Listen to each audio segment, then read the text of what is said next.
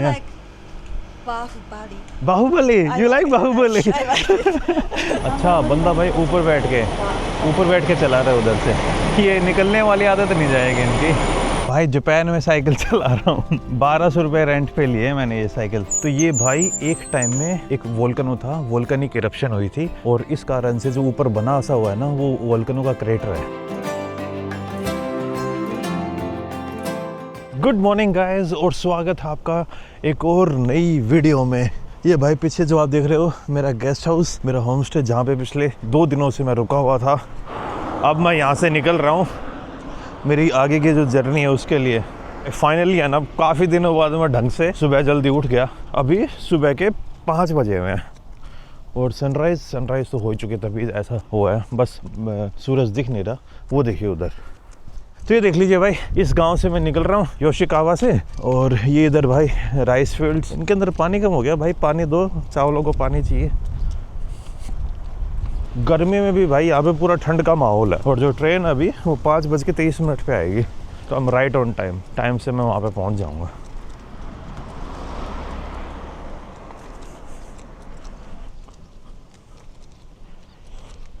ये सामने देखिए भाई, पहुँच गया हूँ मैं योशिकावा के रेलवे स्टेशन के ऊपर। 5 मिनट की वॉक थी, 10 मिनट आई थिंक और सो सकता था मैं अगर चाहता तो। 3:45 बजे उठ गया था, नहा के तो मैं कल रात को ही सो गया था। उठते ब्रश की और बैग भी ऑलमोस्ट पैक ही था। बस जो कल रात को कपड़े पहन के सोया था वो कपड़े पहने थे।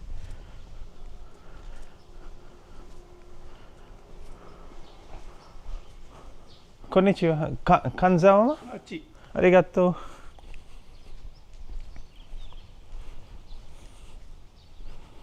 तो अब मेरा प्लान ये है कि यहाँ से योशिकावा से कनाजावा जाऊँगा, वहाँ तक तो ये लोकल ट्रेन जिसमें मैं ट्रैवल करने वाला हूँ। उसके बाद भाई मुझे आगे के लिए ट्रेन मिलेगी शिनकानसेन, द बुलेट ट्रेन, जो जाएगी कनाजावा से टोक्यो तक।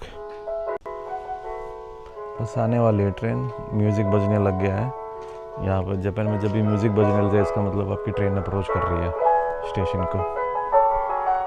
हाँ, दिखने भी लगी है ट्रेन वो आगे। आज और ज़्यादा लंबी जर्नी होने वाली है, और जैसे आपको पता चली गया मैं होकाइदो जा रहा हूँ।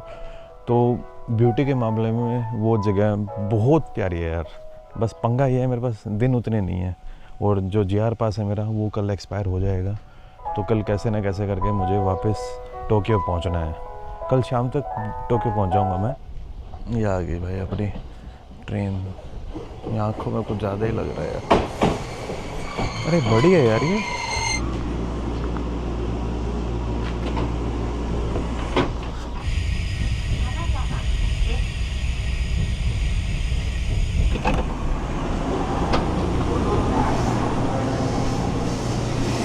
स्कूल के बच्चे देखो कितने ज़्यादा हैं एक साथ।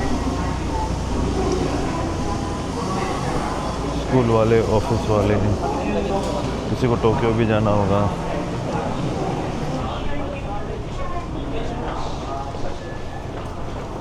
ये देखिए शिनकानसेन में अपनी एंट्री हो रही है वापस से।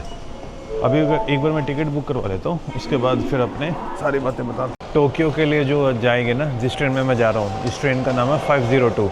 7:03 पे ये ट्रैक नंबर 12 से जा रही है टू टोक्यो। अभी जैपनीज में लिखा रहा है, अब आएगा इसके अंदर। हाँ, टोक्यो। होकाइदो में हुकाते करके एक वो है Shinkansen railway station, bullet train का रेलवे स्टेशन। वहाँ तक की मैंने टिकट बुक कर लिए हैं।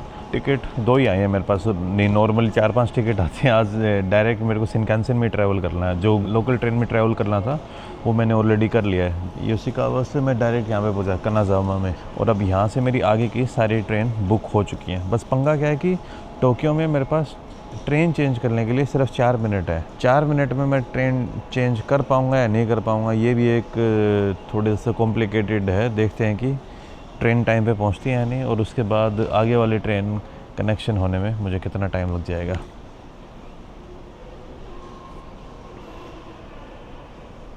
और ये वाली जो ट्रेन आ रही है ना अभी, ये 502, ये ऑल रिजर्व्ड कार है। मतलब इसके अंदर जितनी भी सीट्स हैं वो सारी की सारी रिजर्व्ड हैं। तो अब ये वाला सीन भी मुझे देखना पड़ेगा।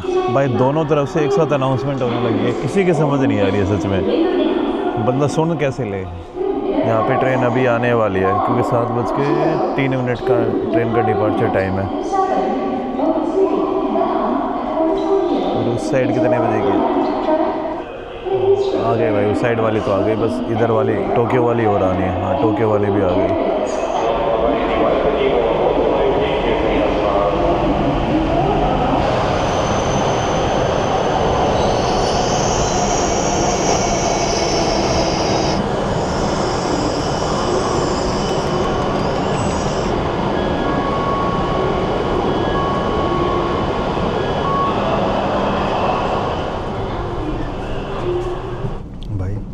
ट्रेन के अंदर अब बस थोड़ी देर में खाना चालू करूँगा।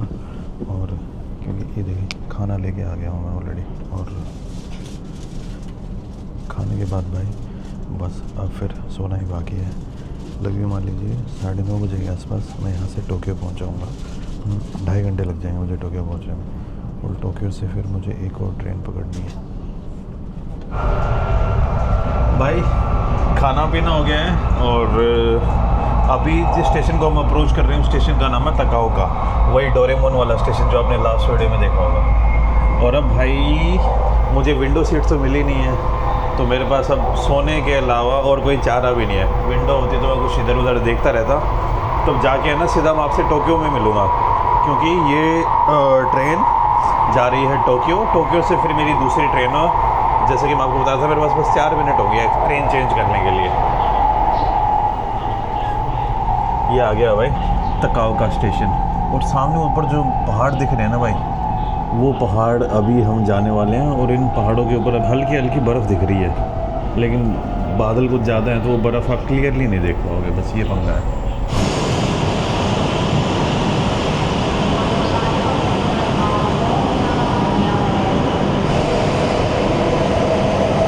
भाई ये जो सामने आपकी ट्रेन गई है ना, ये ग्रीन वाली, वो जो सामने दिख रही है, ये है यहाँ के सबसे फास्टेस्ट और सबसे न्यूएस्ट शिनकानसेन। सबसे नया कनेक्शन बना है। जहाँ पे मैं अभी जा रहा हूँ ना, होकाइडो, इस नॉर्थ वाले आइलैंड के ऊपर, यहाँ पे यही ट्रेन जाती है भाई। और मैं अभी टोक्यो नहीं गया। टोक्यो से पहले एक और स्टेशन था जहाँ पे सारी ट्रेन रुकती हैं, और वो मेरे वाली ट्रेन भी वहीं पे आई थी भाई। मैं वहीं पे उतर गया। अगर मुझे पहले पता होता ना तो मैं पहले की और ट्रेन कर लेता। पंगा पता है क्या था कि गूगल और वहाँ पे भी ट्रेन वहीं से दिखा रहे थे टोक्यो से, तो टोक्यो तो यहाँ से और आगे बढ़ता और मेरे पास टोक्यो में ट्रेन चेंज करने के लिए कम टाइम बचता। लेकिन इस स्टेशन के ऊपर सारी जो लाइनें हैं ना टोक्यो के लिए जो आती हैं वो मिल जाती हैं, तो मेरे को लगा कि यही है। तो अब देख लो, अगर मैं टोक्यो जाता तो वो वाली ट्रेन टोक्यो से निकलती है आई थिंक 9:35 पे, और मेरी वाली ट्रेन पहुंचती 9:28 पे। मेरे पास 3 मिनट बचते ट्रेन चेंज करने के लिए। अब यहाँ पे मेरे पास आधा घंटा बच गया। वो सेम ट्रेन इसी प्लेटफॉर्म पे आएगी कम से कम 15 मिनट बाद। भाई वो ट्रेन की शक्ल देखो ना भाई, कैसी लग रही है वो। मैं एक बार मेरी टिकट देख लेता हूँ। और यहाँ पे ना उस टाइप में बड़े बड़े गेट टाइप में भी नहीं लगा रखे। आई थिंक फ्यूचर में लगाएंगे, लेकिन अभी नहीं।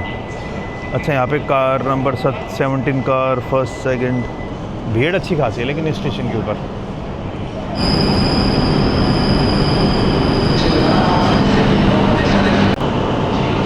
ये बंदा देखो कैसे बाहर निकला हुआ है, और ऐसे ना लगभग शिनकानसेन में निकले हुए होते हैं यहाँ पे। तो ये वाली कार है भाई मेरी। अब इसमें सबसे गंदी बात पता है क्या है? मिडिल सीट मिली है मुझे, लेकिन ये डायरेक्ट जा रही है ट्रेन। मुझे कोई चेंज वेंज करने की ज़रूरत नहीं पड़ेगी। डायरेक्ट ये मेरे को उधर ही उतारेगी जहाँ तक जाना है मुझे।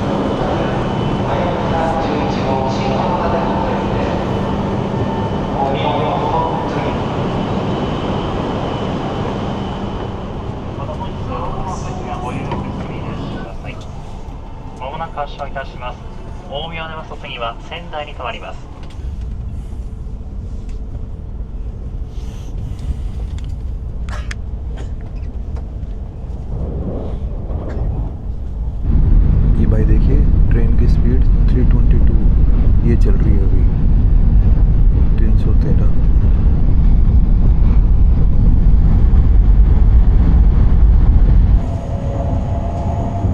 तो भाई अभी जिस ट्रेन में बैठा हूँ, इस ट्रेन का नाम है हायाबुसा शिनकानसेन। हायाबुसा, ये जो ग्रीन वाली है। और भाई मुझे लग रहा था जो सबसे फास्टेस्ट है, जो मैंने रिसर्च की थी उसमें शो कर रहा था जब मैं उस दिन हकाता से ओसाका आया था, फुकुओका से, उसमें नकुता लाइन करके एक है उसमें।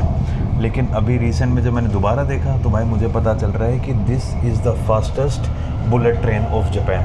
उस ट्रेन में मैंने हाईएस्ट स्पीड 305 या 310 के आसपास देखी होगी। इस ट्रेन के अंदर भाई मैंने लिटरली जब खोल के देखा 330 स्पीड टच कर दी थी इसने। खतरनाक तेज चल रही है ये ग्रीन वाली ट्रेन। और इस ग्रीन वाली ट्रेन के साथ एक मस्त चीज़ और क्या है कि अब देखिए ये है ऊपर होकाइडो और ये नीचे वाला बड़े वाला आइलैंड, तो ये दोनों के बीच में ना थोड़ा डिस्टेंस है। तो उस टाइम पर ट्रेन भाई नीचे समंदर के अंदर से होके जाने वाली है आज ये, और मस्त स्पीड पे चल रही है भाई। ये देखिए ये यहाँ के लोकल ट्रेन्स। और अब जिस स्टेशन से निकले हम, जिस स्टेशन का नाम था सेंदाई, ये सारी की सारी यहाँ के लोकल ट्रेन। और ऊपर ये शिनकानसेन चल रही है भाई, खतरनाक स्पीड है इसकी, मजाक नहीं कर रहा हूँ भाई। मैं तो फ़ैन हो गया हूँ जापान की ट्रेन का। तो अगर आपको भाई जापान आ रहे हो और द बेस्ट ट्रेन आपको एक्सपीरियंस करनी इन टर्म्स ऑफ स्पीड, इस ट्रेन के अंदर है ना वो लग्जरी वाली सीट उतनी नहीं मिलेंगी। जैसे मैंने इससे पहले सबसे पहले जो बुलेट ट्रेन ली थी उस वाली लाइन के ऊपर है ना 2x2 के हिसाब से ना सीट बड़ी कंफर्टेबल है। सीट इसमें भी कंफर्टेबल है लेकिन वैसे कंफर्टेबल नहीं है। यहाँ पे 3x2 की लेयर्स हैं, लेकिन स्पीड के मामले में भाई से कोई बीट नहीं कर सकता। ये देखो अभी ऐसे चल रही है कि जैसे भाई तूफान सा दौड़ रहा है। ये देखो अभी स्पीडोमीटर खोलते हैं। अब यहाँ पे कहीं पे स्पीड लिखी भी नहीं आती है, तो इसी ये एप्लीकेशन का ही सहारा लेना पड़ेगा। अभी कितनी दिखा रहा है ये 182.5। आज से पहले ना किसी भी ट्रेन के अंदर मेरे कानों में अजीब सा नहीं हुआ था, होता था थोड़ा बहुत जब टनल्स के अंदर आते थे, लेकिन इसमें नॉर्मली हो जा रहा है भाई। जापान ने बुलेट ट्रेन बनाई है ना, इस कारण से लोग आना जाना करते हैं अपने ऑफिस में। बड़े शहरों में ऑफिस उनका और छोटे शहरों में रहते हैं वो, क्योंकि बुलेट ट्रेन के कारण जो कम्यूट टाइम है एक जगह से दूसरी जगह जाने वाला वो बहुत ज़्यादा कम हो गया है। ये देखो भाई साहब अभी 231, 233, 240, 241, खींचो खींचो खींचो भैंस की खींचो। 246, 249, खींच 251,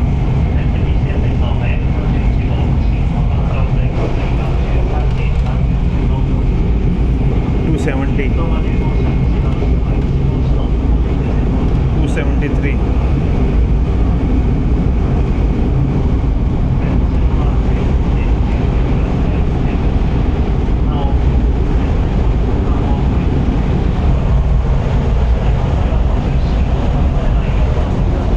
हाथ धोने के लिए साबुन अलग से, पानी अलग से, और आप हवा भी मार सकते हो, जो ड्रायर होता है ना वो भी लगा रखा है इसके अंदर। कितनी टनल्स आ रही हैं भाई।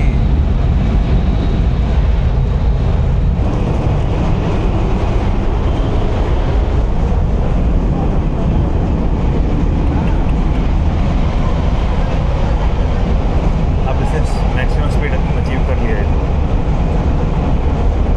हाँ देखिए 314 भाई, 311, 313।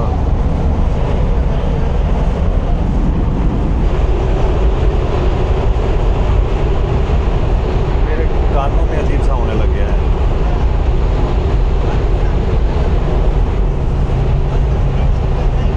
जब दो ट्रेन आपस में भिड़ती आती हैं, उस साइड से एक ट्रेन इस साइड से एक ट्रेन, तो दोनों भाई मीटिंग पॉइंट पे 600 की स्पीड हो जाती है, क्योंकि उस ट्रेन की भी स्पीड इस ट्रेन की भी स्पीड, तो दोनों तरफ से विंड ब्लास्ट लगता होगा मस्त वाला।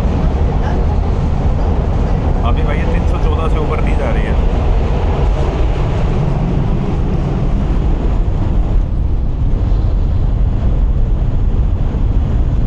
पैसेंजर चेंज हो गए हैं और अब मैं ज़्यादा बोल नहीं सकता हूँ, लेकिन ये जो स्पीड भाई क्रेज़ी लेवल स्पीड है ये।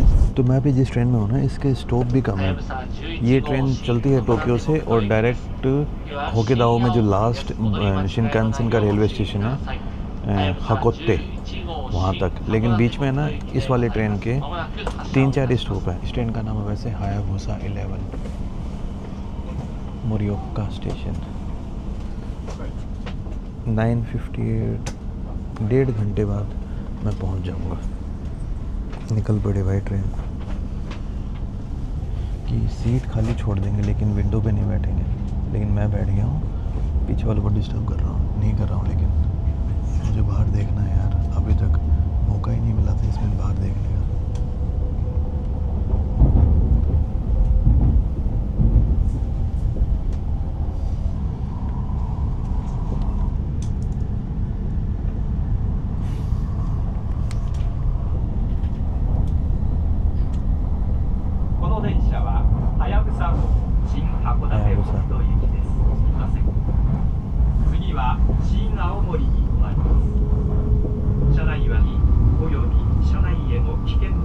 Out of service. Please do not board this train. 在来線お控え列車をご案内いたします。 अब नीचे जा रहा हूँ, नीचे से फिर दूसरी लाइन पकड़नी है।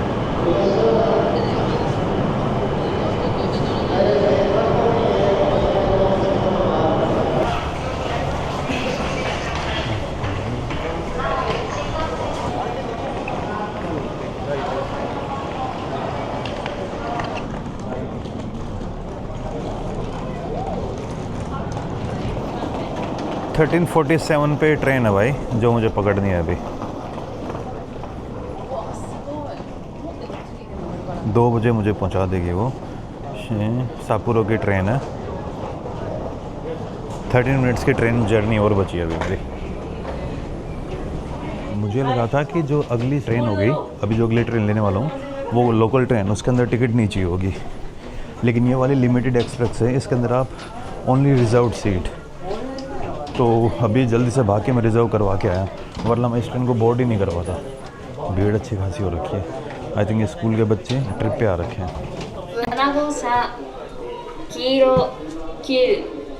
पूरा स्कूल ही आ रखा है, मुझे ऐसा लग रहा है। हाँ, सुमिमासे। This one? This one 8号車の over there アルファベットマーク SNT。 SNT。ओके, आरिगातो गोजाइमासु। Attention please. The limited express Hokuto bound for Sapporo via Tokyo and Nogori desu.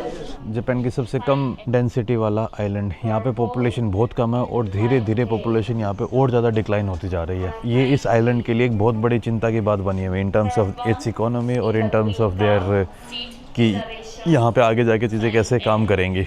और एक बार होटल में पहुँच के चेक इन करके फिर आसपास में घूमने जाऊंगा, तब आप लोगों से और बात करूंगा कि ये आइलैंड जापान के लिए और ज़्यादा स्पेशल क्यों हो जाता है और यहाँ पे मेरा आने का रीज़न क्या था। एक तो घूमने के लिए यानी ये जगह बहुत ज़्यादा अच्छी है, जहाँ पे लोग कम होंगे वहाँ पे फिर आपका जो लोकल्स हैं उनके साथ इंटरेक्शन और ज़्यादा अच्छा होगा। टूरिज़्म इस आइलैंड के ऊपर बहुत कम है, जो टूरिज़्म है वो अच्छे वाला टूरिज़्म है, ओवर टूरिज़्म वाली चीज़ें नहीं है यहाँ पर कि भाई बहुत ज़्यादा टूरिज़्म को अट्रैक्ट करते हो। इस कारण से लोकल्स के पास भी टाइम है और थोड़ा लेड आउट, मतलब कि थोड़ा रिमोट लोकेशन है तो लोकल्स के पास भी टाइम होगा, तो आप इंटरेक्शन और उनके साथ बातें अच्छे तरीके से कर सकते हो। इवन दो इंग्लिश की लिमिटेशंस होंगी यहाँ पे, लेकिन कोई नहीं यार, सारी चीज़ें एक जगह पर मिल जाएँ ये तो बहुत रेयर चांस होता है। ये अभी बस अपनी जो लिमिटेड एक्सप्रेस है वो आने वाली है। शिनकानसेन यहाँ पे आके रुक जाती है, उस साइड 2 शिनकानसेन खड़ी हैं और वो दोनों ही उधर टोक्यो की तरफ निकल जाएंगी। और अगर आप एक हिसाब से देखें, this is the last railway station of bullet train to in the north. इसके बाद में आगे रेलवे ट्रैक जा रहा है। जो नॉर्थ ईस्ट रेलवे स्टेशन है वो कम से कम भी यहाँ से 3-4 घंटे की ट्रेन जर्नी है। शिनकानसेन वाला यही है पीछे, आप देख सकते हो। यहाँ के जापान के सबसे south most Shinkansen railway station पे भी जाके आया, जापान के साउथ मोस्ट रेलवे स्टेशन पे भी जाके आया और जापान के नॉर्थ मोस्ट रेलवे स्टेशन पे भी पहुँच गया शिनकानसेन वाले। तो पूरा नॉर्थ से लेके साउथ थोड़े से टाइम में मैंने ठीक ठाक एक्सप्लोर कर लिया। अब की बार जब आऊँगा ना तो और लंबा टाइम लेके आऊँगा। और अभी वैसे जो मेरी राइड होने वाली है ना इस ट्रेन के अंदर, वो 10 मिनट की है। कोतो 13।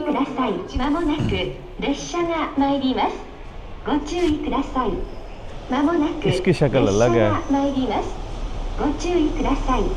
अच्छा बंदा भाई ऊपर बैठ के चला रहा है उधर से। ये निकलने वाली आदत नहीं जाएगी इनकी। 6D है मेरी सीट।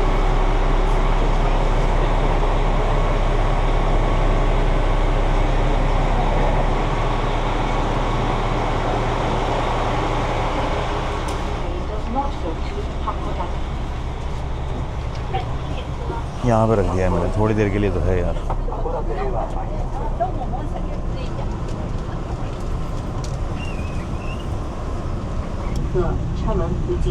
अरे चाइनीज बोल रहे हैं। अरे कोरियन भी बोल रहे हैं भाई, Japanese, English, Chinese, Korean, 4 language में अनाउंसमेंट हो रही है। Stop inside the train to allow more room for other passengers. Thank you for your cooperation. Lloyd. Time तो हो गया, लेट चल रही है क्या ट्रेन? अच्छा, अरे हाँ बच्चे हैं ना तो चढ़ने में शायद टाइम लग रहा होगा। पहाड़ मस्त मस्त दिख रहे हैं भाई। वैसे यहाँ पे एक वोल्केनो भी है और यहाँ का वोल्केनो मुझे लग रहा है मैं देख भी सकता हूँ, क्योंकि आप टाइम देखिए और धूप निकली हुई है मस्त वाली। सॉरी भाई कैसे चल रही है ये?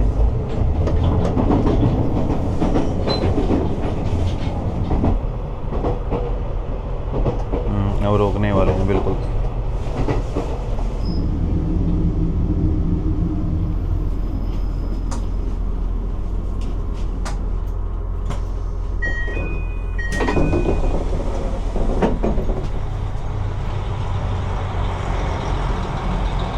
ये आ गया हूँ भाई ओनुमाकोन में।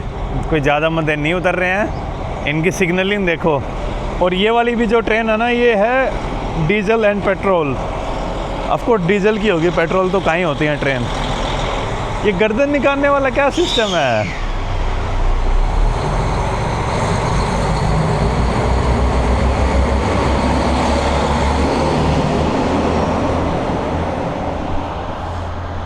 धुआं करके चली गई ट्रेन। ओनुमाकोन। ठंड यहाँ पे भी अच्छी खासी है और मैं भाई इस टी शर्ट में ही घूम रहा हूँ। चेक इन करके खाना खाने निकला हूँ। मस्त भूख भी लगी हुई यार। अभी सुबह से एक बार बस वो 7-Eleven से ख़रीदा हुआ वही कुछ खाया था। और ठंड में, जब ठंड ज़्यादा होती है ना, तो आपको भूख भी थोड़ी ज़्यादा ही लगती है। सब लोग जैकेट वैकेट पहने हुए हैं, लेकिन तुम्हारा चैम्पियन भाई एकदम ऐसे ही चल रहा है। यहाँ पे वैसे ग्रिजली बियर्स और ये सारे भालू वालू सब मिलेंगे। बस थोड़ी देर और फिर इस आइलैंड के बारे में बातें करते हैं कि भाई क्या है ये। रशिया का भी इसके साथ अच्छा खासा कनेक्शन है पुराने टाइम में। अगर आप जाओगे तो नॉर्थ कोरिया के साथ भी अच्छा खासा कनेक्शन है, क्योंकि आइलैंड नॉर्थ कोरिया से ज़्यादा दूर नहीं है। मेरे हॉस्टल में आती मैंने सबसे पहले है ना, यहाँ पे ना बाइसिकल रेंट कर सकते हैं, तो मैंने सोचा क्यों ना बाइसिकल रेंट कर लेता हूँ मैं। तो हॉस्टल से कि जो स्टाफ है ना, वो मुझे हेल्प कर रहे हैं। What is your name? Yuna. Yes. तो यूना है जो मेरी हेल्प कर रही है यहाँ पर in renting a bicycle. Thanks a lot Yuna. अरिगातो गोजाइमासु। You're welcome. You're what do you think? company? No tourist. Today? No. Tourist. You're from country? Guess. Indo. Indo. Ah, I Yeah. like Bahubali. Bahubali. I You like Bahubali? I like it. Oh man. Yes, I like Bahubali. Yesterday I go to Doraemon. Doraemon? I love Doraemon. I love Takauka. Doraemon. Like Shizuka, Nobita, Jian. Yeah, Giant. Yes, I know. My friend called me Jian. Oh.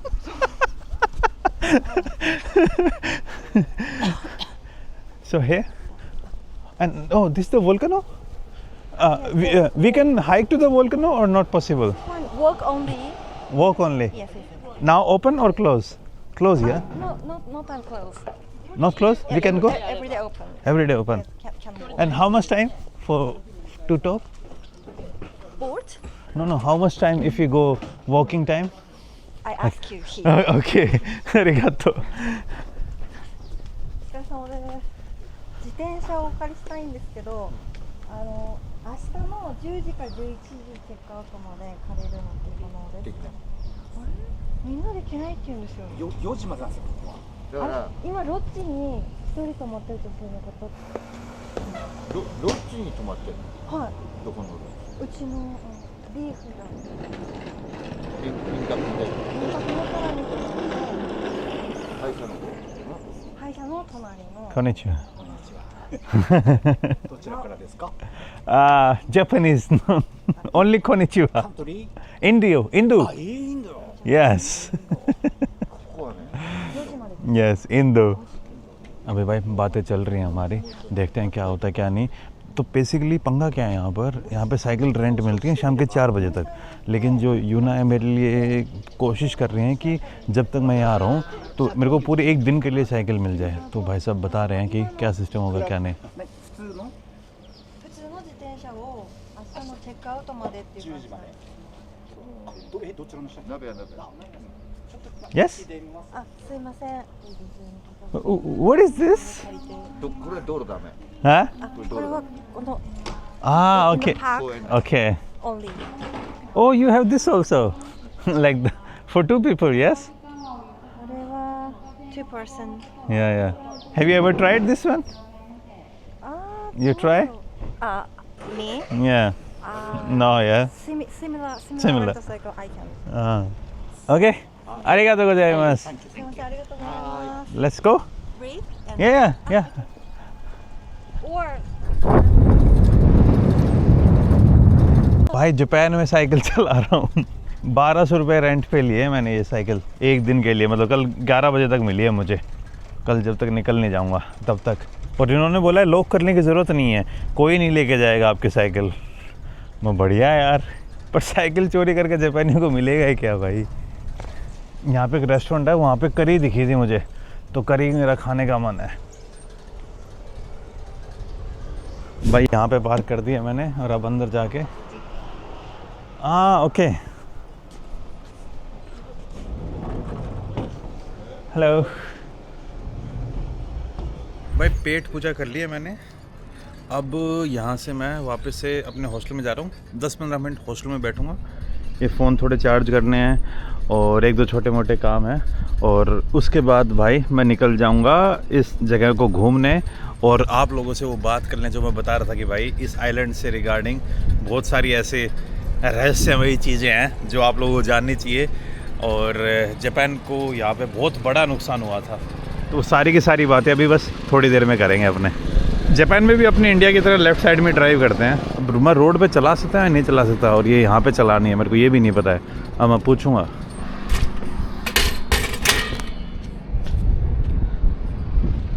हाँ जी, तो अभी मैं मेरे hostel में वापस आ चुका हूँ, और हॉस्टल में मैं आपको थोड़ा दिखाना भी था। आज इस हॉस्टल के अंदर है ना हम 2 ही बंदे हैं, वैसे इसके अंदर है ना 2 रूम है, और 2 रूम के अंदर 12 बेड है, टोटल 24 बेड।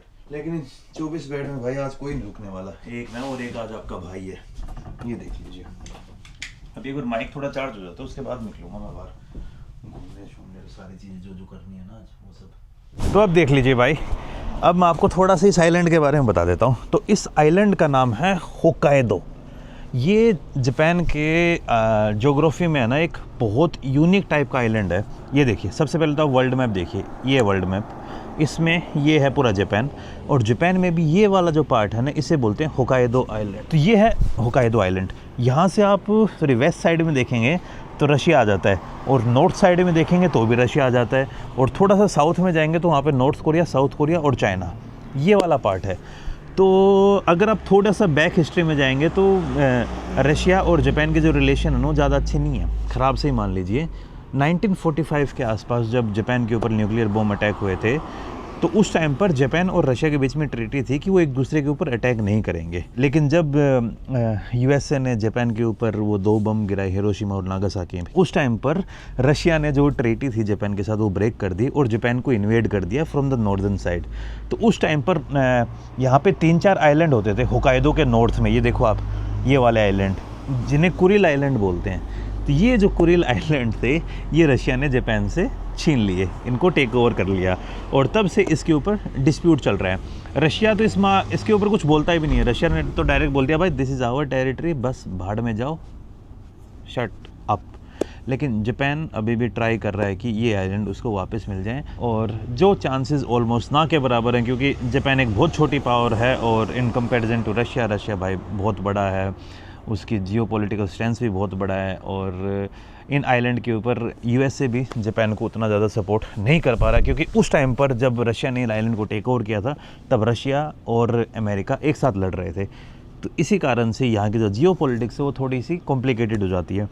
और दूसरा, रिसेंट टाइम में पता ही होगा आपको किम जोंग उन के बारे में, जो नॉर्थ कोरिया के लीडर हैं, तो वो है ना जापान को उंगली करने के लिए ना बार बार कुछ ना कुछ करते रहते हैं। भाई आपको पता है ना जापान के पास एक्टिवली एक बहुत बड़ी कोई मिलिट्री नहीं है, जापान यूएसए के ऊपर बहुत ज़्यादा डिपेंडेंट है, और इस कारण से डिबेट भी चलता रहता है, और ख़ास करके इस आइलैंड पे डिबेट चलता रहता है होकाइडो वालों का कि यार अपनी सिक्योरिटी होनी चाहिए, क्योंकि सबसे ज़्यादा थ्रेट इसी आइलैंड का है। ऊपर रशिया हो गया, इस साइड में वेस्ट साइड में रशिया एंड नॉर्थ कोरिया, तो 2022 के दौरान क्या होता है, नॉर्थ कोरिया ने जानबूझ के भाई 2 मिसाइल फायर कर दिए थे।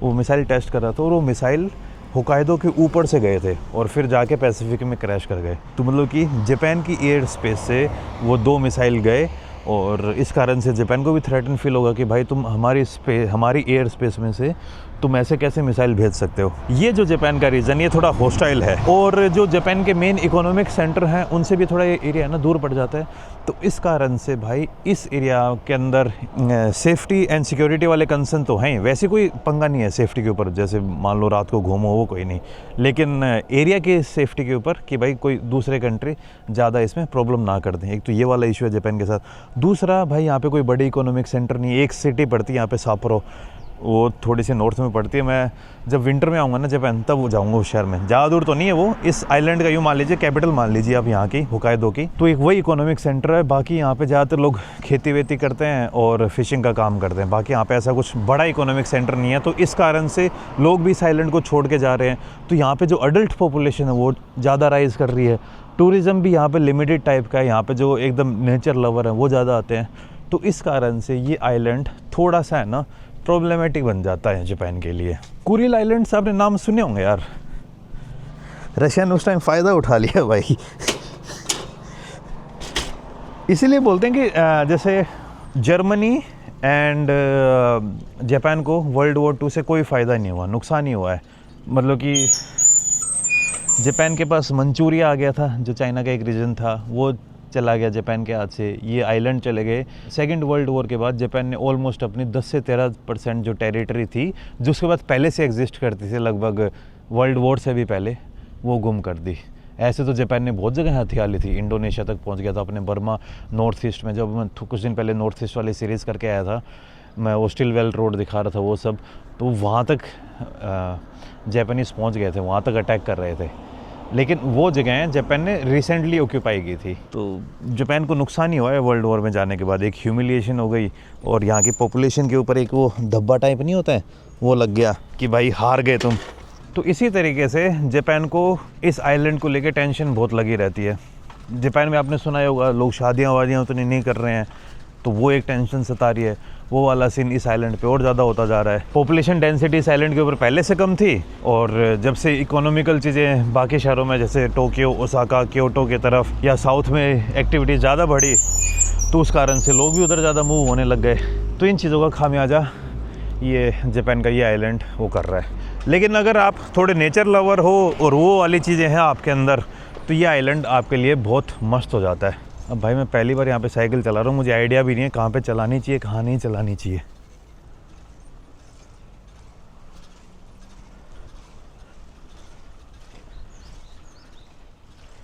विदेशों में मैंने इतनी साइकिल चलाई नहीं है, या तो गाड़ियाँ ही चलाई हैं।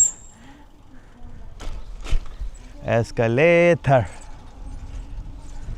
यहाँ से साइकिल लेके गया था मैं रेंट पे, जो योना थी उन्होंने मेरी हेल्प की थी।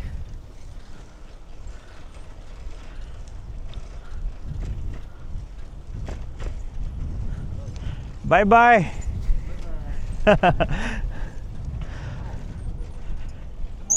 हाँ या tomorrow cycle okay Bridge, walking only. No ना cycle No cycle. Bridge no cycle okay Oh, okay. This okay bridge no okay अरिगातो गोजाइमासु। दिस ओनली स्पीक जापानीज और Hokkaido language also Japanese. Hokkaido language no Hokkaido Ben. Hokkaido Ben. Hokkaido. Ho- Namara. नामारा Namara. Like Japanese कोनिचिवा Hokkaido Hokkaido. Hokkaido. Same. Same same okay अरिगातो गोजाइमासु bye bye. मैंने chat GPT से पूछा, chat GPT मेरे को बता कि इस आइलैंड के बारे में और क्या क्या खासियत है। फिर चैट जीपीटी ने भी कुछ ज़्यादा बोला नहीं। यहाँ पे ऐसे घूम सकता हूँ मैं, लेकिन अंदर उस ब्रिज की तरफ मैं साइकिल नहीं लेके जा सकता, पैदल चला सकता हूँ। हाँ तो अब ये देखिए, ये दिखाता हूँ आपको मैं पहले। तो सामने आपको एक ये छोटा सा पहाड़ सा दिख रहा होगा, तो ये भाई एक टाइम में एक वोल्कनो था, वोल्कनिक इरप्शन हुई थी और इस कारण से जो ऊपर बना सा हुआ है ना वो वोल्कनो का क्रेटर है। वोल्कनो का जो मुंह होता है ना, जहाँ से ज्वाला निकला था, जो फटा था वहाँ से, वो जगह है वो, वहाँ तक है ना लोग ट्रैकिंग करके जाते हैं। और बेसिकली अगर आप देखोगे, जैसे कि हज़ारों बार बता चुका हूँ फिर भी बता ही रहा हूँ आप लोगों को, जापान पड़ता है रिंग ऑफ फायर के अंदर। रिंग ऑफ फायर वो जगह है पैसिफिक ओशन की बाउंड्रीज पे जहाँ पर जो सेस्मिकली एक्टिव जोन है, मतलब दबा के वहाँ पे भूकंप और दबा के आपको यहाँ पे वोल्केनिक इरप्शंस मिलेंगे। सेम सीन लैटिन अमेरिका में था जब मैं सेंट्रल अमेरिका में घूम रहा था, ग्वाटेमाला, एल सल्वाडोर और उधर, और सेम सीन आपको जापान में भी मिलेगा। तो जापान के ये जो आइलैंड है, इवन रशिया में ऊपर तक जाओगे ना आप कमचात का, वो भी इसी रिंग ऑफ फायर का ही पार्ट है। वहाँ पे आपको एक्टिव वोल्केनो मिलेंगे। होकाइडो में भी आपको काफ़ी एक्टिव वोल्केनो मिल जाएंगे।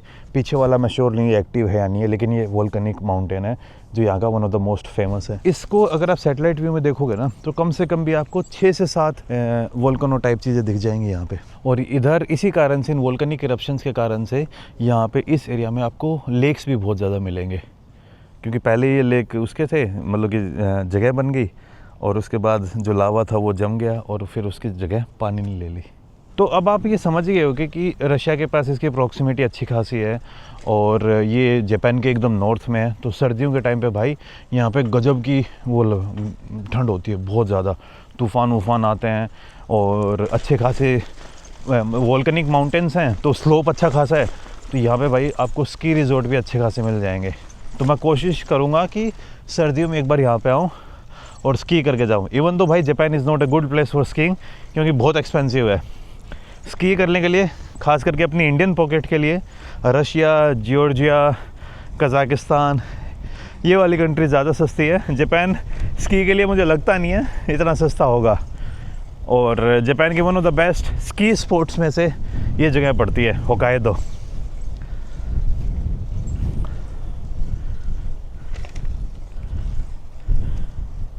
ये देखिए एक टिपिकल जो होकाइडो के गांव हैं उनके अंदर यहाँ के जो 7-Eleven वो ऐसे दिखते हैं।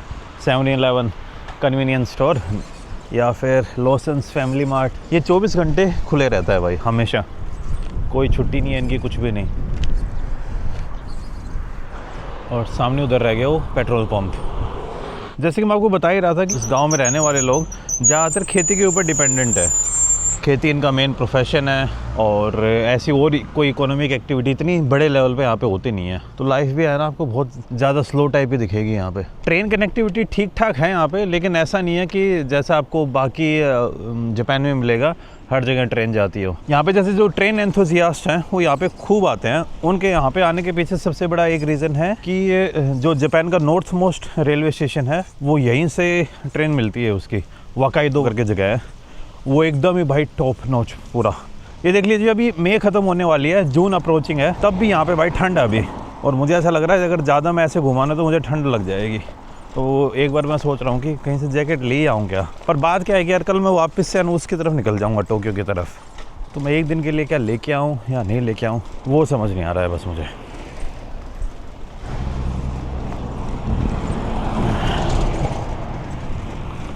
यहाँ के गांव के रोड भी थोड़ी टूटी फूटी सी है, ज़्यादा ख़राब नहीं है, लेकिन इससे पहले मैं जिस गांव में था, जिस एरिया में था, उससे थोड़ा सा ये एरिया रिमोट लग रहा है मुझे।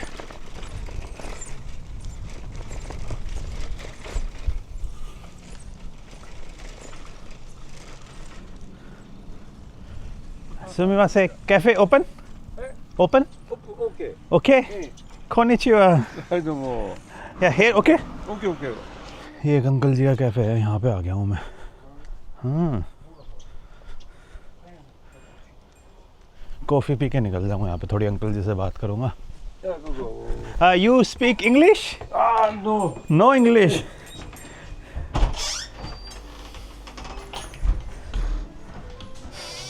Shoes okay? ओके। इस बेचारी बिल्ली की एक आँख खराब लग रही है, I think. Hi, how are you? No English? No English.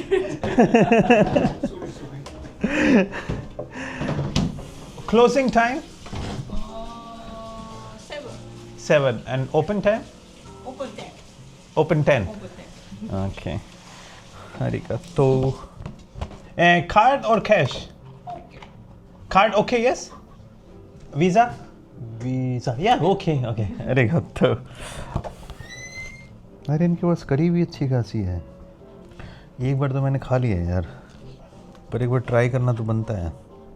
बस ऊपर ये लिखा हुआ है ड्रिंक मेन्यू ये सब, लेकिन चीज़ें सारी जापानीज़ में हैं तो सुमिमासे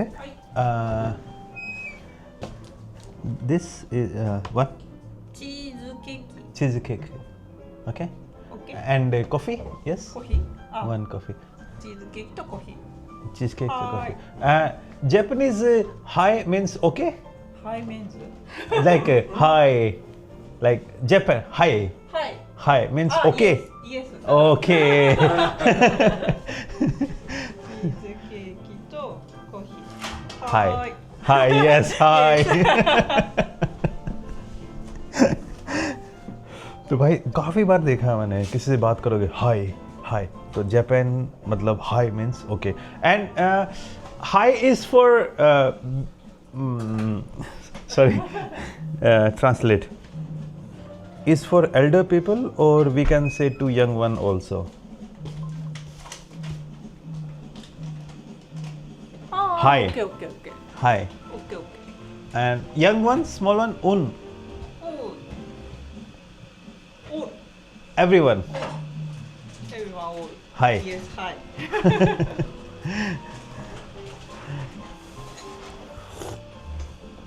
अभी इधर अभी भाई जिस कैफे में मैं आ रखा हूँ इनके पास 12 cats या 12 cats 12 cats あ、全部キャッ and one dog ワンド many cats here あ、上は can I see can you show me ああ見えない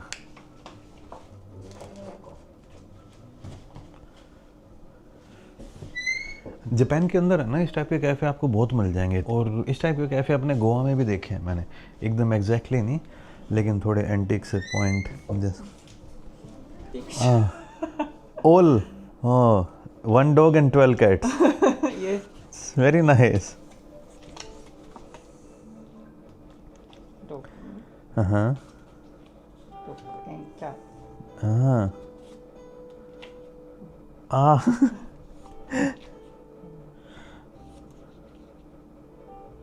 Oh, nice. Oh, yes. Wow. You are from here? From Hokkaido? イエス Ah. Okay. Arigatou gozaimasu. はい Bye bye. バイバイ ये देखो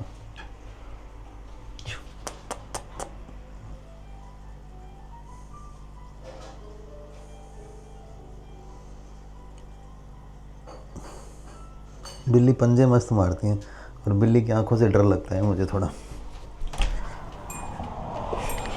जियान कहाँ हो तुम जियान? जियान जियान भाई ठंड लगने लग गई यार बाहर तो। I just woke up from the dreams. जियान को भी गाने अच्छे लगते हैं ना, मैं भी जियान की तरह ही गा रहा हूँ। And I have to say goodbye. I just phone. Nobody is there tomorrow. और जापान के गांव में मैंने जो एक चीज़ और ऑब्ज़र्व की है जो आपको बताना भूल गया था अब तक कि आपने भी ऑब्ज़र्व की होगी यार वीडियो में, ज़्यादातर या तो मुझे बूढ़े लोग दिख रहे हैं या एकदम स्कूल के बच्चे दिख रहे हैं। जो मिडिल एज पॉपुलेशन होती है ना, जो इकोनॉमी को रन करती है मेनली, वो पॉपुलेशन बहुत कम दिख रही है मुझे, ख़ास करके गाँव में। तो इवन आपने मेट्रो में देखा होगा, जो लोकल ट्रेन में पकड़ता था, उसमें जो मेरी एज के बंदे हैं ना, वो दिख ही नहीं रहे भाई। लेट 20s और अर्ली 30s वाले, 20 से 40s के बीच वाले, इनकी पॉपुलेशन बहुत कम दिख रही है। स्कूली बच्चे दिख रहे हैं, छोटे बच्चे भी दिख रहे हैं, लेकिन ये पॉपुलेशन नहीं दिख रही।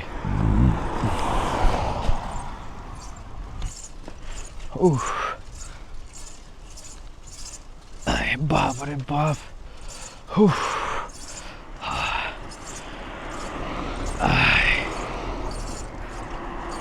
अरे बाप रे, चल ले भाई। अरे बाप रे।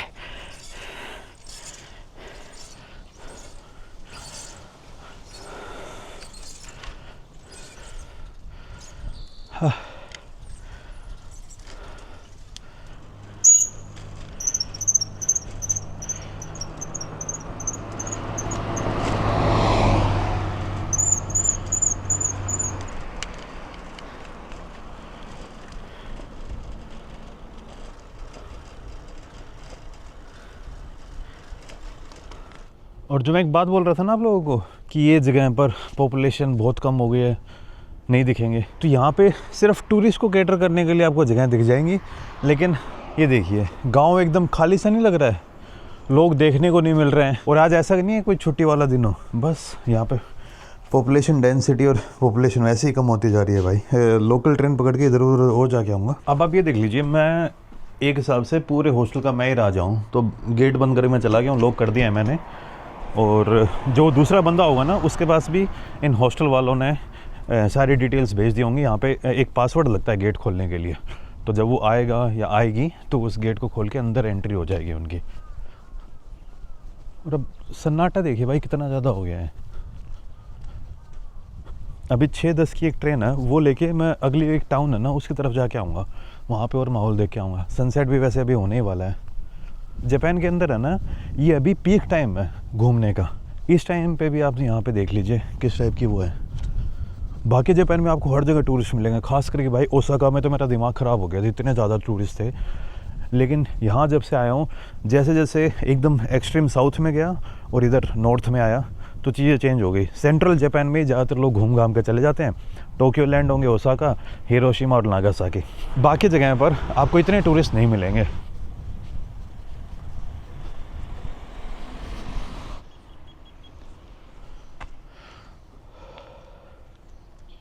वो रहा रेलवे स्टेशन सामने। सुबह जब मैं निकला था ना योशिकावा से, जैसे मैं आपको ट्रेन में बता रहा था भाई, 8 घंटों में मैंने लगभग 1100 से 1200 किलोमीटर ट्रैवल कर लिए हैं, जिसमें मैंने ट्रेन भी चेंज की और वो सारी चीज़ें। दिन में मैं यहाँ पे था, मेरी लोकेशन अगर आप चेक करोगे योशिकावा, जहाँ से आज सुबह मैंने जर्नी स्टार्ट की थी। और अभी हूँ मैं ओनुमेक्योन स्टेशन।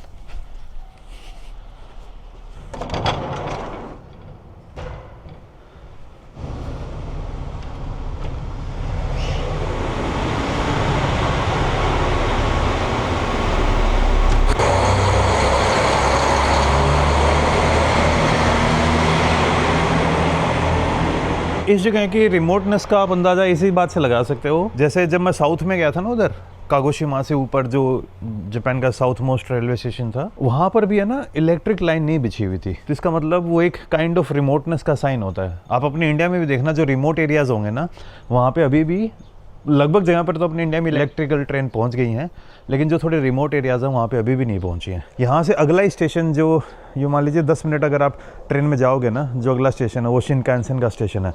वहाँ तक तो जापान की सबसे फास्टेस्ट ट्रेन पहुँची हुई है भाई। आज आपने स्पीड देखी होगी, 330 के आसपास पहुँच गई थी। बीच में ना पहाड़ पड़ते हैं, वो टनल क्रॉस करके आप इधर आ जाओगे ना तो फिर एकदम चीज़ें पलट जाती हैं। अभी मैं उस साइड जाने वाला हूँ आगे की तरफ। इस एरिया का होकाइडो की जो कैपिटल है या फिर जो सबसे बड़ा शहर है साप्पोरो, उसके तरफ जा रहा हूँ मैं। एग्जैक्टली वहाँ तक तो नहीं जाऊँगा, लेकिन रास्ते में एक दो छोटे मोटे कस्बे पड़ते हैं, टाउन पड़ते हैं, उनके तरफ। और जब आप जापानियों से बात करेंगे इस आइलैंड के बारे में, और जो रशिया ने जापानीज़ के वो आइलैंड ले लिए उनके बारे में, तो ये जापानीज़ के लिए ना बहुत सेंसिटिव मामला हो जाता है। जस्ट लाइक फॉर अस भाई, जो बॉर्डर डिस्प्यूट्स हैं वो दूसरी कंट्री के आपको नॉर्मल लगते हैं, लेकिन जब अपने खुद पे बात आती है तब अपन समझ पाते हैं कि भाई बॉर्डर डिस्प्यूट क्या है क्या नहीं। क्योंकि जिस तरीके से हमारे पड़ोसियों ने हमारे साथ पंगे कर रखे हैं, तब हम समझ पाते हैं कि भाई क्या प्रॉब्लम है क्या नहीं।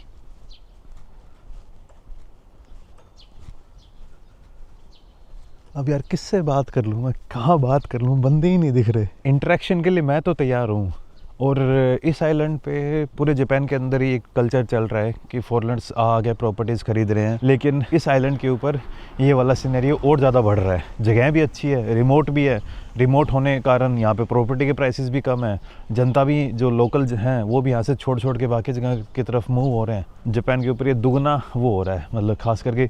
और कई लोग इसके बारे में प्रोटेस्ट भी कर रहे हैं कि भाई यार ऐसे तो जो बाहर वाले ही हैं वही यहाँ पे आके बस जाएंगे। जो थोड़ी रिमोट जगहें होती है ना, वहाँ पे लोगों की जो सोच है वो थोड़ी कंजर्वेटिव हो ही जाती है, क्योंकि उनका बाहर की दुनिया से एक्सपोजर कम होता है। तो वो उनकी गलती नहीं है, वो एक बेसिक टेंडेंसी आप अपने इंडिया में भी देखोगे। जो रिमोट एरियाज़ हैं उनमें लोग थोड़े बाहर वालों को लेके, बाहर वाले इन द सेंस ये नहीं कि मैं आउटसाइडर की बात कर रहा हूँ, नॉन भाई दूसरी स्टेट्स के बंदे हो गए, उनको लेके थोड़े से है ना सिलेक्टिव हो ही जाते हैं। आ गई भाई लोकल। दिस लोकल यस कोनिचे लोकल यस लोकल हाँ local no reservation no reservation hi はい、ありがとう。Going to Sapporo? Mori and Osamambe.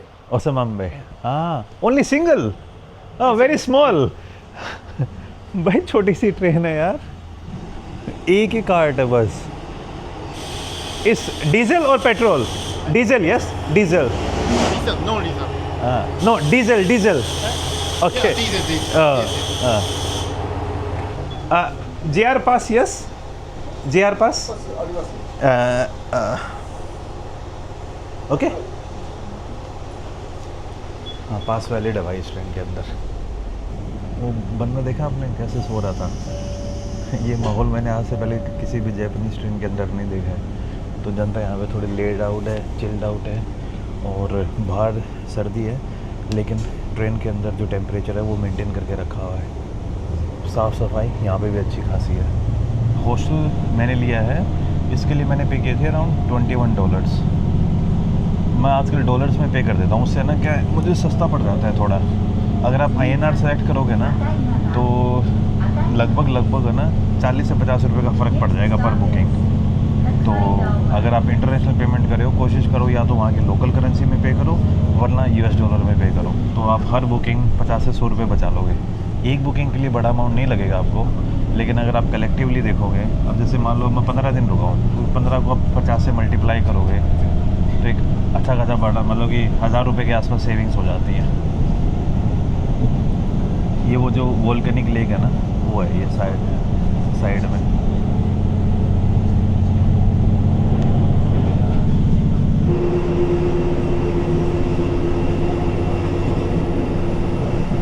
ये अच्छा सिस्टम है उस साइड जाते टाइम जो भाई साहब है चलाने वाले वो इधर आ जाएंगे इस साइड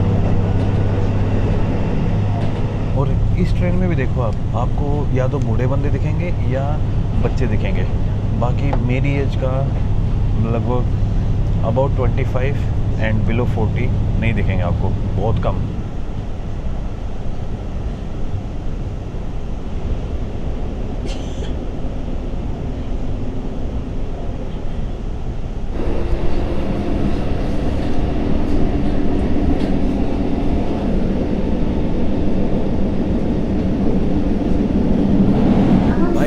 प्यारा व्यू आ रहा है एकदम अच्छे टाइम पे आया हूँ समुद्र किनारे बैठ के अच्छी सनसेट देखूंगा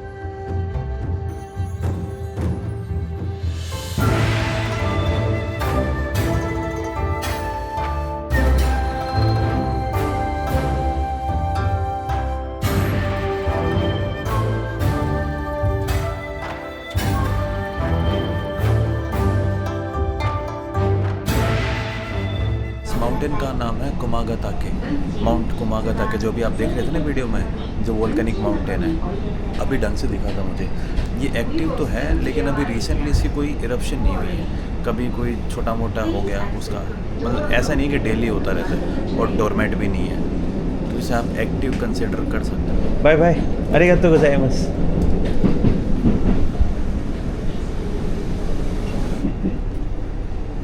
भाई सबसे कूल रेलवे स्टेशन लगा मुझे जापान का ये देखिए इधर समंदर आ गया समंदर से ही फिर आपको वो वोल्केनो भी दिखने लग जाएगा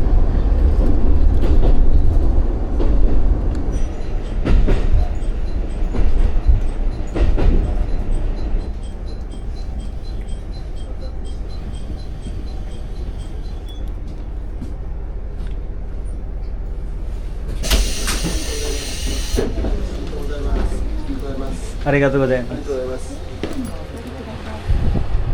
उधर देखिए सनसेट हो रहा है ये रेलवे स्टेशन है और उधर पीछे वो वोल्केनो है और दूर दूर है ना आपको पहाड़ दिखते रहेंगे क्योंकि आइलैंड ये कहीं इधर तो ये है तो पैसिफिक ओशियन लेकिन ये बे बनी हुई है मतलब कि ऑलमोस्ट 3 साइड से ज़मीन है और बीच में पानी है तो ये पैसिफिक ओशियन का ही पार्ट है और इससे थोड़ा और आगे जाओगे ना लगभग 2-3 घंटे की जर्नी पे तो फिर आपको जापान के जो नॉर्थ मोस्ट सिटी है वो आ जाएगी और उसके बाद फिर स्टार्ट हो जाएगा रशिया वही जो disputed territory even though Google maps के ऊपर भी है ना वो डिस्प्यूटेड ही है क्योंकि गूगल मैप्स थोड़ा वेस्टर्न इंक्लाइन ज़्यादा है तो रशिया के जो टेरिटरीज़ हैं उनको वो ढंग से नहीं दिखाता है अपने इंडिया के मैप को मैं अभी आपको दिखाता हूँ कि ये बात मैंने है ना आज से 2 साल पहले भी उठाई थी कि अपने इंडिया का मैप, गूगल हो गया, एप्पल हो गया, ये सारे के सारे इंडिया में तो सही मैप दिखाते हैं, लेकिन इंडिया से बाहर गलत मैप दिखाते हैं।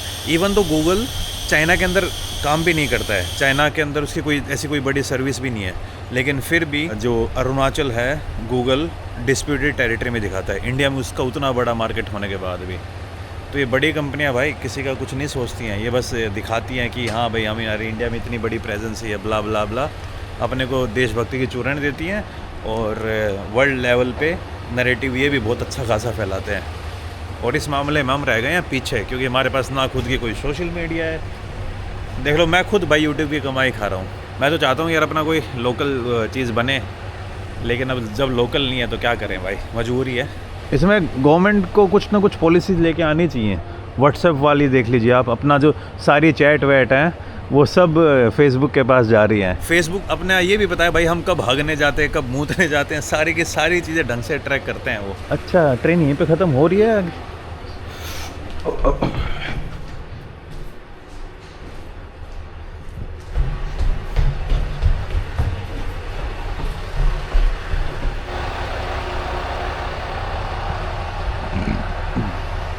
भाई मैं मुंह उठा के आ तो गया, लेकिन अभी मुझे पता चल रहा है कि जो नेक्स्ट ट्रेन है वो कल सुबह की है वापस मेरे होटल जाने के लिए। और यहाँ से मुझे वो अब भाई गंदा ही सिस्टम करना पड़ेगा यार। ये मैंने भाई अलग ही बढ़िया किया है ये मेरे जैसे तगड़ा है, बहुत अच्छा हुआ मेरे साथ, ये ऐसा ही होना चाहिए। अब यहाँ से लिमिटेड एक्सप्रेस की टिकट करवानी पड़ेगी मुझे। दिस गो वे। भाई सच में बच गया मैं। अब ये ट्रेन मुश्किल से मिली है, ये 10 मिनट बाद की ट्रेन, 10 नहीं 5 मिनट बाद की ट्रेन है। और अगर ये ट्रेन मिस हो जाती ना तो भाई मेरे को टैक्सी लेके जाना पड़ता। इस बात से अंदाज़ा देख लीजिए, कहीं पे भी मैंने अभी तक मैं जापान के साउथ ईस्ट हर जगह जा चुका हूँ, छोटा छोटा एकदम एक्सट्रीम में नहीं, लेकिन ठीक ठाक। और वहाँ पे है ना, मुझे कभी भी ऐसा नहीं था कि शाम के टाइम पे ट्रेन ना मिले।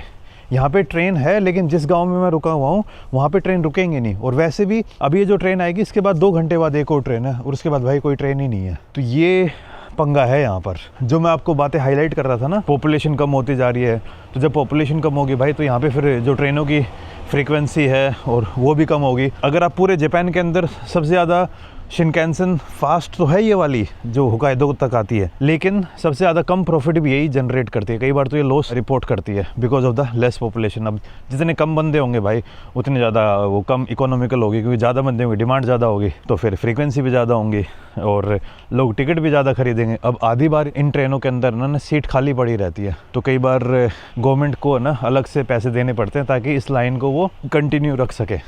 जापान कोशिश तो बहुत कर रहा है इधर, लेकिन उसकी कोशिश इतनी कामयाब हो नहीं रही है।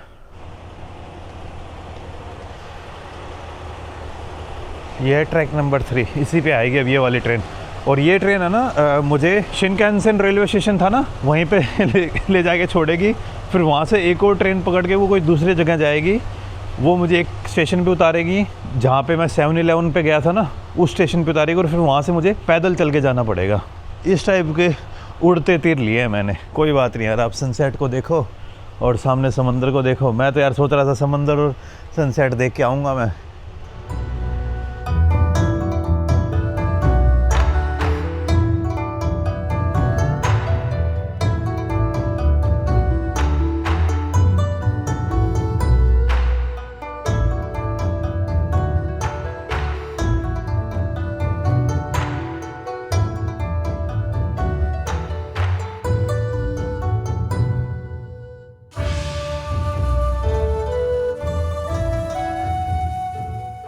सामने ये पहाड़ हो गया, यहाँ पे लोग ट्रैक करने जाते हैं इसके ऊपर अच्छी खासी।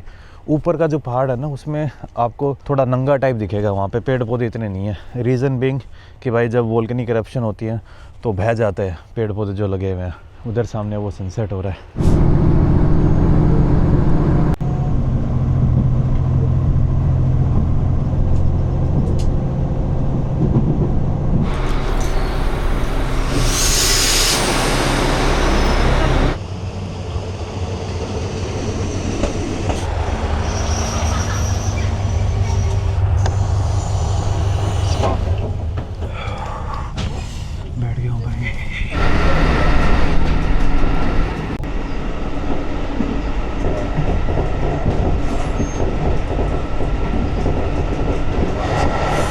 अरे अरे अरे, पर बच गई, वरना कहीं ना कहीं आवाज़ तो आती है थोड़ी बहुत। आ गए हैं भाई।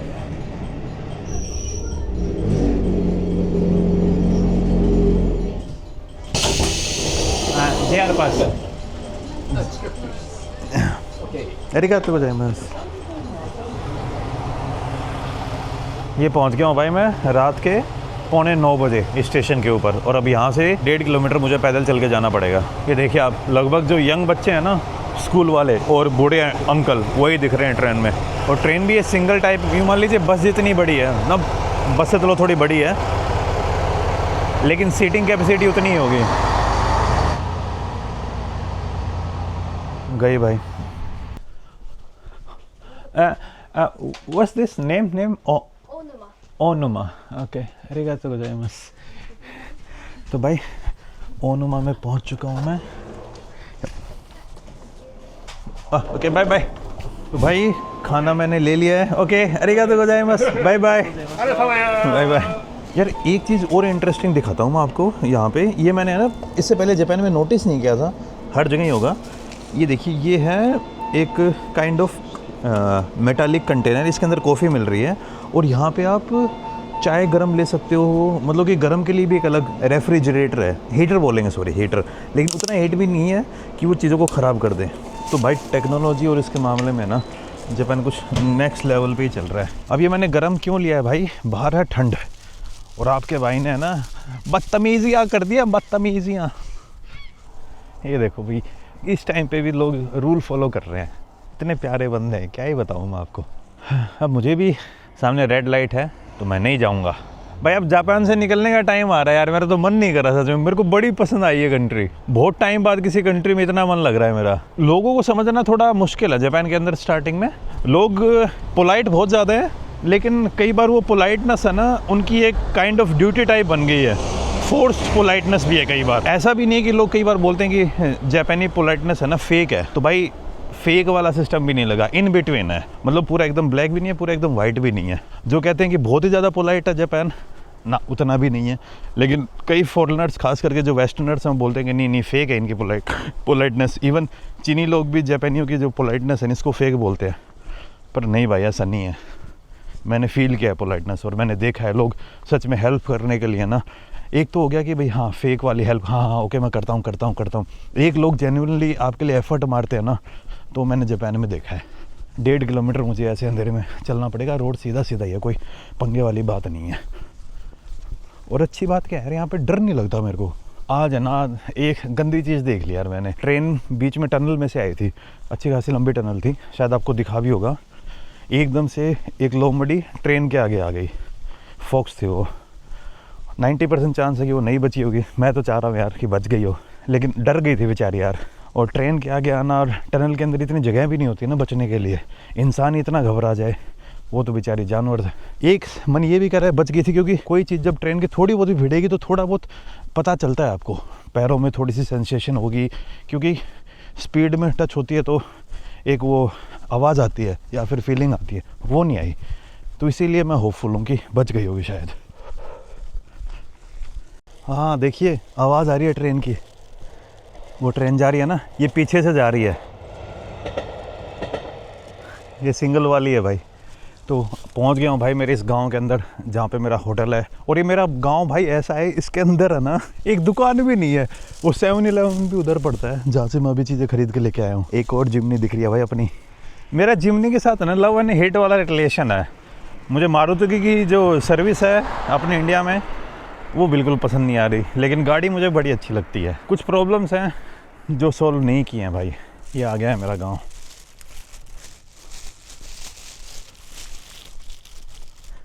इतनी शांति कभी फील नहीं की होगी मैंने।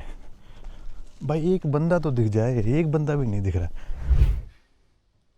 भाई हॉस्टल में वापस आ गया हूँ मैं। भाई मेरे इस हॉस्टल होम स्टे तो नहीं है, ये गेस्ट हाउस ही है।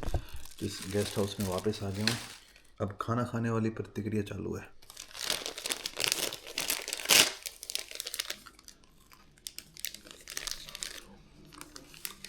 एक फ्राइड चिकन है अलग टाइप का, और ये मेरी चिकन सैलेड।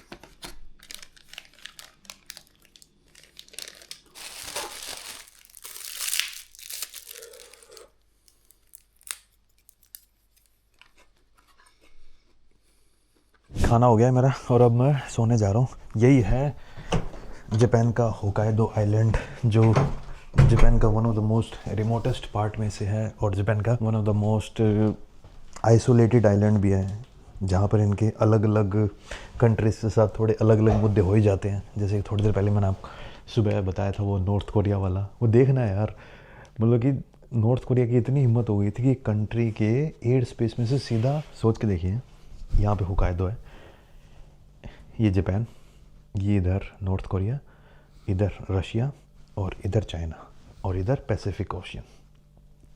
तो नॉर्थ कोरिया इधर से मिसाइल दागता है और जापान की एयर स्पेस में से जाके ये जो मिसाइल थी वो गिरती हैं पैसिफिक ओशियन में। उसके बाद से फिर होकाइडो आइलैंड पे भी काफ़ी ये हुआ कि यार हमारी जो आर्मी है हमें कुछ करना चाहिए। भाई गांव के अंदर है ना, मेरे को लोग दिखते नहीं हैं यहाँ पे, पता नहीं कहाँ गायब हो जाते हैं। मैं कोशिश करता हूँ कि लोगों से बात करूँ, कोई मिल जाए तो उनके साथ थोड़ी बतियाऊँ सतियाऊँ, लेकिन चांस ही नहीं मिल पाता मुझे।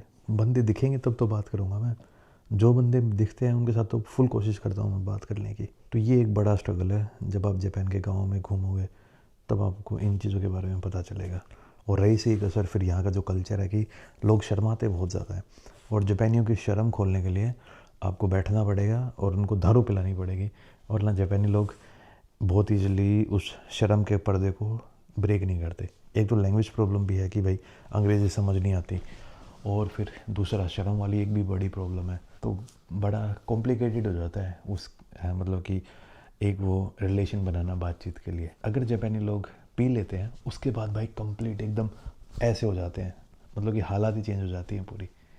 तो ये भी एक तगड़ा सीन है जापान का। आई थिंक जब अगली बार आऊँगा ना तब तक इन चीज़ों से और ज़्यादा फेमिलियर टाइप हो जाऊँगा कि कैसे हर कंट्री में ना लोगों से बात करने का एक अलग अप्रोच होती है, और उसमें मैं ठीक ठाक हो गया हूँ।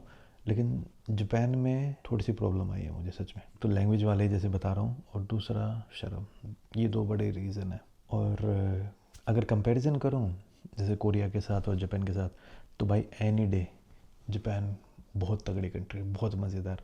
कोरिया भी ठीक है, लेकिन दोनों में कंपैरिजन ही नहीं है। जापानी मेरे को इतना अच्छा लगा है। गुड मॉर्निंग गाइस, और फिर से स्वागत आपका इस वीडियो के अंदर। भाई अभी निकल रहा हूँ, लेकिन ये साइकिल जो मैंने रेंट की थी इसको मुझे वापस दे के आना है, और सुबह सुबह का टाइम है। और एक इंटरेस्टिंग बात और पता चली मुझे, कल रात को यहाँ के जो ओनर हैं वो आ गए थे, तो उनके साथ बैठा मैं लगभग 15 से 20 मिनट, 1 घंटे के आसपास। हाँ, 1 घंटा हो ही गया होगा। वो थोड़े ड्रंक थे, और जापानी लोग जैसे कि कल रात को मैं आपको बता रहा था, बिना ड्रंक हुए ना, और उनसे कई लोग तो आउटस्पोकन मिल जाते हैं, वरना है ना कई लोगों को बहुत शर्म आती है, खास करके जब अंग्रेज़ी नहीं बोली जाती उनसे। इन भाई साहब से अंग्रेज़ी इतनी अच्छी बोली नहीं जा रही थी। फिर मैंने उनसे बातें करना स्टार्ट की। तो बात करते टाइम भाई फिर मैंने उनसे पूछा कि यार आप लोगों का रशिया के साथ डिस्प्यूट क्या है। भाई मैं समझना चाह रहा हूँ भाई एज अ फॉरेनर आप लोगों का और रशिया का रिलेशन ख़राब। उन्होंने बोला कि इसमें डायरेक्टली इनडायरेक्टली जो यूएसए है उसका तो इन्वॉल्वमेंट है ही है। भाई ये बात तो मैं समझ गया। मैं पर को यहाँ पे साइकिल खड़ी कर देता हूँ, क्योंकि वैसे मुझे देनी थी ये साइकिल 11 बजे के आसपास, लेकिन मैं जल्दी निकल रहा हूँ, तो मैं अब यहीं पे इसको खड़ी करके चला जाऊँगा। कल रेंट पे ली थी 11 बजे तक के लिए, लेकिन अब आपका भाई जल्दी निकल रहा है, तो इट्स बेटर कि यार इंस्टेड ऑफ कि जहाँ पे मैं हॉस्टल में ही छोड़ के चला जाऊँ वो गलत हो जाएगा, तो इसीलिए मैं इसको यहाँ पे छोड़ के जा रहा हूँ। हाँ, तो फिर वो जो भाई साहब है उनसे बात हुई, तो उन्होंने जो बात बोली ना, फिर मैंने उसके एक नोट से बना लिया ताकि मैं आपको समझा सकूँ। Yes, finish, okay, going now, going, okay, go Tokyo, yes, okay, हाँ मैप, आरिगातो गोजाइमासु, बाय बाय, ओके ओके, आरिगातो ने। हाँ, ओए ना नोट्स जो मैंने बनाए थे मैं कहीं यार भूल ना जाऊँ। तो बेसिकली 4 आइलैंड को लेके डिस्प्यूट है। 4 आइलैंड में एक आइलैंड तो बिल्कुल ही जापान के बिल्कुल ही पास पड़ता है भाई, कुशनीर बोलते हैं उसको, और बाकी 3 आइलैंड के नाम और बताता हूँ मैं आपको। एक है इतुरुप, कुशनीर जो बताया था, फिर है शिकोतान, और एक है हबोमी आइलैंड। रशिया करंटली इनको कंट्रोल करता है, और वो सारे के सारे आइलैंड है ना रशिया के साखालिन स्टेट के अंदर आते हैं। और साखालिन के भी पीछे की मस्त हिस्ट्री है। अगर हिस्ट्री में आप जाओगे ना तो 1885 के बीच में ना ट्रीटी ऑफ शिमोदा हुई थी और उस टाइम पर जापान को ना इन आइलैंड्स के ऊपर सोवरेन टेरिटरी का वो मिल गया था कि भाई चलो ये जापान की सोवरेन टेरिटरी हो गई है। फिर 1875 में ट्रीटी ऑफ सेंट पीटर्सबर्ग हुआ था, उसमें बाकी जो साखालिन वाली जगह थी वो रशिया को दे दी थी, और जो ये आइलैंड्स थे वो जो 4 आइलैंड है ये मिल गए थे जापान को। जापान ने कभी भी इन टेरिटरीज को ये नहीं बोला कि हमारी नहीं है भाई, हमारी है, हमेशा डिस्प्यूटेड बोला। लेकिन अभी रिसेंट टाइम के अंदर जापान थोड़ा एग्रेसिव हो गया। जापान बोला कि ये डिस्प्यूटेड टेरिटरी नहीं है भाई, ये इलीगली ऑक्यूपाइड टेरिटरी है। और ख़ास करके 2018 के आसपास जो यहाँ के प्रधानमंत्री थे शिंजो आबे, जिनकी डेथ हो गई, जिनको गोली मार दी गई, उनके अपने प्राइम मिनिस्टर मोदी के साथ अच्छे रिलेशन माने जाते हैं। और इस वाले मामले में भी वो बहुत अच्छी तरीके से कोशिश कर रहे थे। जापान को कुरिल आइलैंड हैं, इनके 2-3 आइलैंड मिल जाएंगे। बातें अच्छी खासी चली पुतिन के साथ, जो शिंजो आबे हों मिले, कुछ ट्रीटियाँ भी ऑलमोस्ट साइन हो गई थी। तो भाई उसके बाद फिर ये रशिया यूक्रेन वॉर छिड़ गया, और उसके बाद भाई वेस्ट के प्रेशर में आके जापान ने रशिया के ऊपर सैंक्शंस लगा दिए। और जैसे ही जापान के ऊपर सैंक्शंस लगे, रशिया ने बोला कि नहीं भाई, हम इसके ऊपर अब कोई बात ही नहीं करना चाहते, ये फुल एंड फाइनल हमारी टेरिटरी है, कोई बात ही नहीं, कुछ भी नहीं। तो उसके बाद से ये जो मामला है फिर से गर्मा गया, जापानी लोग फिर से गुस्सा हो गए हैं। जापान के अंदर वर्ल्ड वॉर के टाइम पे भाई इनकी आपको पता है कितनी पावरफुल आर्मी थी, किस लेवल पे थे। उसके बाद से जापान और जर्मनी के अंदर है ना, वो मिलिट्री पावर इनके पास वापस आ ही नहीं पाई। जापानियों ने तो वैसे ही यूएसए को बोल दिया कि भाई तुम ही हमारे काइंड ऑफ प्रोटेक्टर हो, सब कुछ हो, और जर्मनी को तो भाई बड़ी मिलिट्री रखना ही अलाउड नहीं किया गया। ये कुछ रीजंस हैं, डिटेल में बताना भूल गया था कि क्या सीन हुआ क्या नहीं।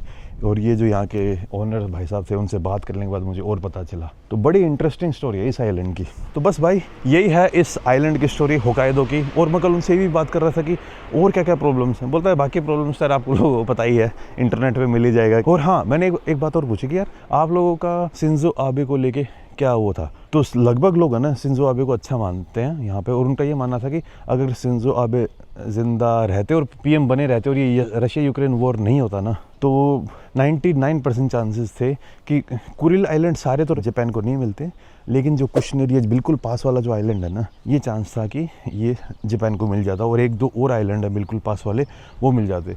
बहुत बढ़िया लोग हैं, बहुत सही लोग हैं, लेकिन जिस हिसाब से इनकी इकोनॉमी काम कर रही है अब, वो बहुत बूढ़ी टाइप की इकोनॉमी बन गई है।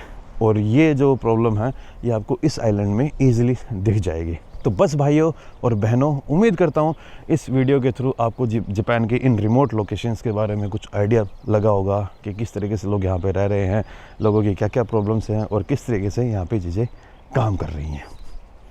तो चलो मिलता हूँ आपसे नेक्स्ट वीडियो में, तब तक खुश रहिए, आबाद रहिए, keep travelling and keep enjoying your life.